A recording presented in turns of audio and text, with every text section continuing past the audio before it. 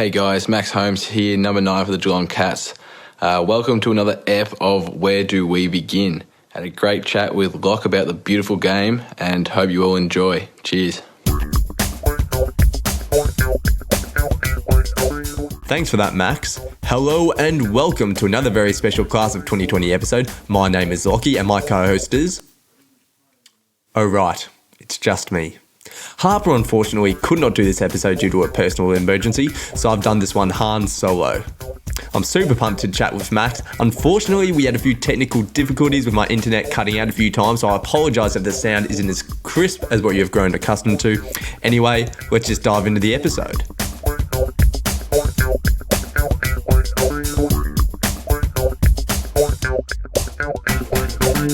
I'm here with Max Holmes, pick 20 to the Geelong Cats, 189 centimetres, and wears number 9. How are we today, Maxie? I'm good, Lockie. How are you, mate? Mate, I'm awesome. We had to jump a few hurdles to get here, though, didn't we? So obviously, for those regular listeners, you didn't hear Harper's voice doing the introduction. He's unable to do this episode, and we've had to reschedule a couple of times, but we finally got there, didn't we? We did, and I'm very happy to be here.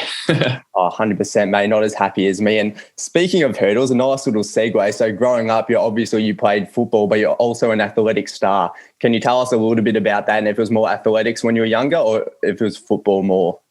Yeah, right. Well, when I was a kid, it was basically, winter was footy, of course. Summer was athletics. My mum used to run. She went to the Olympics, so that kind of led me into doing athletics.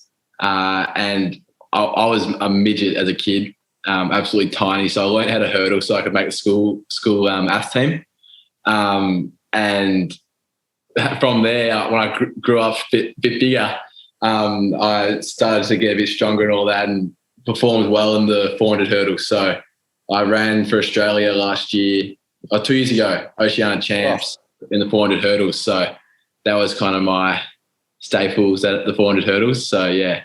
Well, mate, how good's that when it works out? I didn't realise that hurdles was your sport, and that was a nice little segue for me before, so this is going well. That's awesome, mate. But obviously it's football is the one that's taken over, and throughout last year you didn't have athletics, you didn't have football. How did you find that to fill in the time throughout 2020? Yeah, it was tough. I'm sure you would understand as well, just waiting for footy to come back. I went with the outset that I was going to train as I would during a season. So I kept my training schedule packed just when we were like online at school, just in between classes, like spare periods, just I'd go out for a run, go out for a kick, just do whatever, keeping myself occupied, just so if the season did kick on, I'd be fit, ready to go. But like not playing footy, it was brutal. Yeah, I guess how did you go as well, considering that your bottom age draft year, you missed a lot through injuries, like you only got to manage like 3 games. Has it been a bit of an adjustment now getting back into training following those injuries? Yeah, for sure. As you said, I didn't play many games. I didn't even have a pre-season the year before that. So I've only had one pre-season under my belt. So getting into especially match sim this year has been like tough. It's taken a while. Like I'm good now, but just getting a feel for like a footy match has just been interesting. But yeah, finally getting there, and I think I'm solid now. 100%, mate. 100%. Can't wait to see you out there in the blue and white hoops, as I'm a Cats fan, as I'm sure many of our listeners know. Oh, beautiful. Beautiful. 100%. And now I just guess heading into the draft, because you haven't had that chance to really, I guess, show exposed form due to your bottom age year and top age year due to various reasons, not getting ahead and not being able to show. How confident were you going into the draft and how high you'd go, or if you'd been picked up? Yeah, well, start 2020, we'll go back to there. When COVID hit, I was shitting my pants. I thought to myself I wasn't getting drafted. This wasn't going to be the year unless we got out there and played. I just needed to get out there and play to get some exposure, because as you said, I hadn't played much in my bottom age year. So I remember telling my parents, like I didn't have a manager, so I remember telling my parents I need to get a manager. Yeah, so I got myself a manager, and then interviews started to come, and surprisingly I was getting interviews and I'm just thinking, oh, Jesus Christ, what's going on? So I reckon I had 10 clubs in the end contact me, which was good to, like, for the to know that a lot of clubs were interested. No certainty. Like a month out, I was telling my mates, like, look, I'm going to be like 40, 50 if I'm going to get picked up. Like, I'm not going to be a high pick. So I don't expect anything. And then I'd say a week out from the draft, you know, when Cal Twomey puts out that phantom draft list. Yeah, I was best in the business. Yeah, I was picked 23 and I'm going, what? What's happened here? Like, I'm telling my mates I'm going 40 and not even being humble, like just that's what I thought. And then he's saying I'm picked 23 and I'm going, hang on, what's going on there? But even so, even with that, I was still shitting my pants going to the draft, like just going, oh, what's going to happen? But yeah, fortunately, Geelong did what they didn't. Yeah, got picked up. And the rest, as they say, is history. But that's really interesting, though. So obviously, going into the draft, like, did you think the Cats were interested in you? Like, did you have any idea on where you would go, or was it really just a surprise? So we had a week before the draft, we had a training camp. Not a training camp, like a training day to the AFL clubs to get a bit of viewing of us. Selwood, one of the recruiters at Geelong, and Troy basically said, "Yeah, we're not picking him up." So really, he said that to you? He wasn't. Yeah, no. He told me, I'm like, look, we'd love to pick him up, but we just don't have the picks for it. So I'm afraid we can't work it out. And so I honestly thought I was going to Melbourne. I thought they were pretty keen, so I had no idea at all that Geelong wanted me. So yeah, a nice surprise. That's funny. I guess it would have made sense, the Melbourne grammar boy going to Melbourne. But I guess, does it fill you with so much more confidence that Geelong wanted you that much that they were willing to do? I think it was like 2 trades in the end to trade up to get you. Yeah, it does. It does fill you with confidence that they have that belief in you. Like, I don't know. It feels like they really want you there, but it also puts a bit of pressure on me. Like, I feel like I've got to perform and live up to it, you know. But yeah, I'm grateful for the recruiting team for doing it. But yeah. Oh, mate. And I can just imagine you rock up to the club. So you've been drafted first day. You're surrounded by blokes like Joel Selwood, Paddy Dangerfield, you know, absolute guns that have done it for the last decade. I mean, what was that first day at the club like for you? Well, first day at the club, there weren't too many of the older blokes there.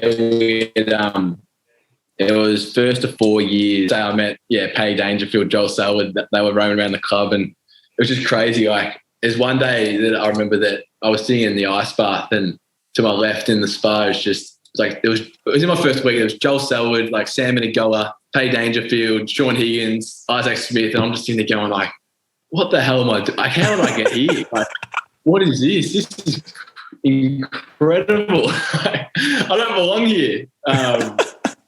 So yeah, it is crazy just being around them all the time. Oh mate, I could only imagine what that would be like. Now, I guess, what has been the biggest adjustment for you as an AFL player? Like, what surprised you since you have entered the system? Is there anything in particular that you just weren't expecting? Well, I reckon the biggest adjustment is the amount of gym we do. So I can't remember if you mentioned this. You said my height. I don't know if you said my weight, but when I came in, I was 74 kilos. So clearly I haven't hit the weights room too much in my life.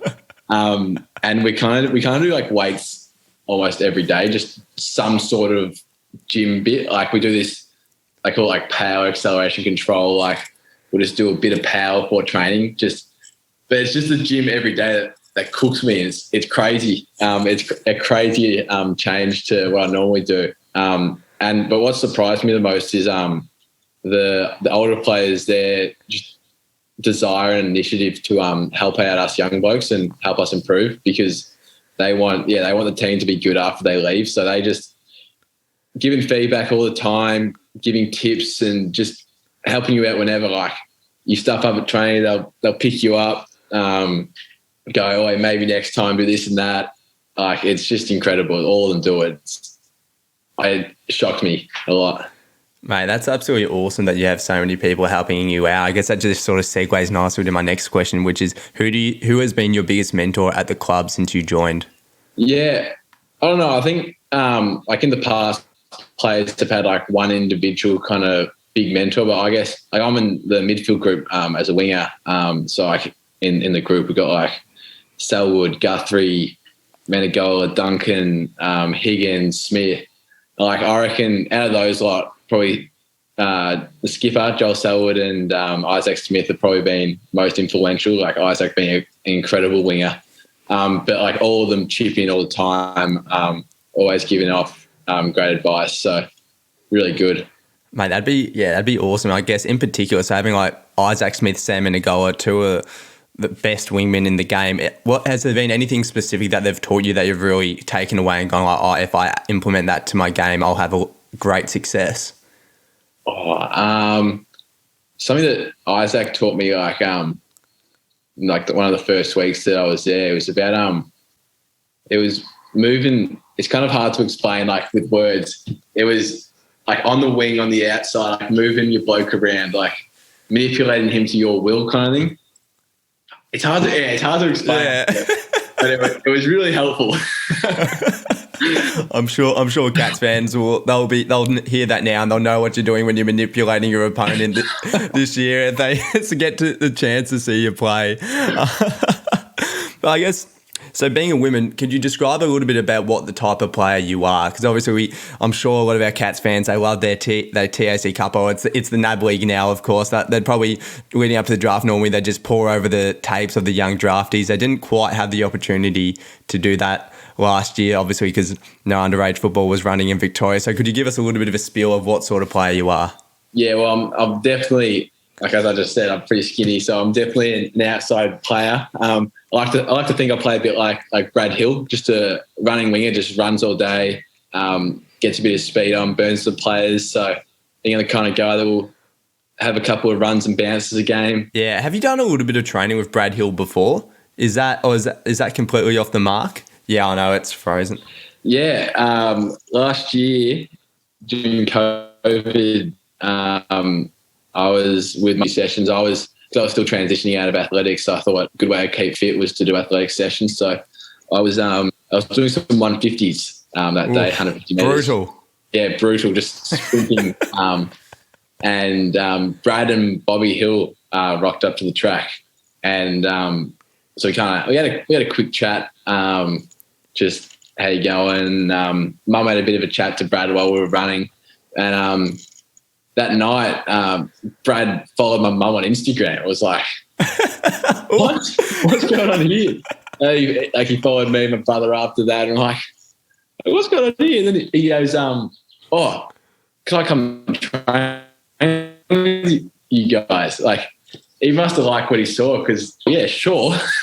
We'd love to, like, train with you, Brad. Like, oh, that's unbelievable. I love that. So, yeah, we hooked up a few sessions and, went running together down the track. I did a couple of footy sessions with him right before the draft. So, that's awesome. He's a legend of a man, very quick. I just had him covered on the track. Oh. Reckon got to get out there against him in the footy so I can try and outrun him. Oh, mate, I can't wait to see that. I remember, I don't know if you remember, but a couple of years ago, it was the Rioli outran that Lewis Cheddar outran Rioli in that grand final. It'll be you and Brad Hill, I reckon. Get around to him, yeah. Now, speaking about your mum, I'm sure you get asked this question a lot, but I got to ask, has it helped having a mum that's obviously come from an elite sporting background? Yeah, of course. Like, I guess just from a young age, she's like instilled like values for like an elite sportsman, like, you know the cliches, like control the controllables, like every 1,000th counts, like all that. So she's really like drilled that into me from an early age, and it's been important. It's led to me like eating well, eating healthy, like in the lead up to games, training hard, doing everything I can to like get the most out of myself, and she's like my biggest supporter out there. So she's great with all that, helps me out all the time, calls me every day while I'm down here. Having her being in that environment, it's very helpful. Yeah, man, that's unbelievable. And it just sounds like awesome. It sounds like you're already before the club. You had great mentors and Brad, your mum, and you had such a great support network around you. So that's just unreal, mate. And I guess now, leading into the season, what are your goals for 2021? Yeah, I definitely want to crack into the AFL side this year, get the debut in. Of course, looking at the team, it's a bloody tough job to do. So I just want to, of course, like with that, I'm going to have to improve a bit. So I just want to, improve as much as I can, learn as much as I can, and hopefully crack into that side. Well, mate, I certainly hope to see you out there. Now, I guess, what are some of your off-field interests away from football? What do you do to keep busy? I like a bit of golf, like in and around. That has been the most common. That has been the most common answer. I think as soon as you become an AFL player, you get your golf license or something. Every single drafty we've interviewed, every single player just loves to have a hit on the sticks. Yeah. Nah, my dad was a keen golfer, so I've always played a bit, but not as good as him, unfortunately. Where do you play at the moment? Barwon or 13th? I'm not that heavily invested. I was playing the courses in Geelong. I'm not a big spender on the nice course, to be honest. But I love a good driving range, good hit in the driving range. But I've been doing a bit of Netflix, watching The Blacklist at the moment. It's not bad. Recommend it to all the listeners. Bit of PlayStation here and there. Do whatever, really.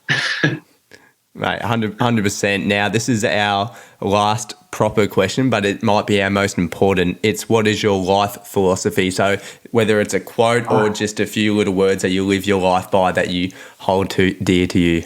Yeah, right. I reckon my philosophy is that I always live my life by like the idea that I just want to get everything out of myself, or I just want to do every little thing that I can do to hit like the highest level of achievement or anything I can do. So like last year, for example, with the draft, I just said to myself, like, if I train as hard as I can, do everything possible. If we had to play games, if I played as well as I could, but didn't get drafted, well, so be it. It's disappointing. Would have loved to get drafted, but I did everything I could, so I'm satisfied. So I just think, living a life where you do everything possible to get the most out of yourself is, good one. Mate, those are great words to live by and inspiring, mate. You absolutely smashed that. Now, here we go. Now, here's where we have a little bit fun, and it's our quick questions segment. So the first one is, 2 hours of spare time, what are you doing? Probably Netflix. Beautiful, mate. As you said, Black Mirror is the go-to. Is it Black Mirror or Blacklist the go-to at the moment? Blacklist is the go-to right now. Yeah, not bad. Oh, perfect. All right, now the second one is, what is your biggest personal strength? So away from football, what is your biggest personal strength? Ooh. I'm actually I'm pretty smart on the books, actually. Ooh. So maybe my schooling. I like that. I like that, mate. Are you going to study a university course once you get a bit more into your career? Have you got any interest in that department? Yeah, I've currently deferred till semester 2. Enrolled in commerce and engineering at Melbourne. So hopefully that when footy chills out and I'm more used to the system, I'll go get into that. So yeah. Oh yeah, that'll be a lot of fun, mate. And now our next question is what is your biggest personal weakness?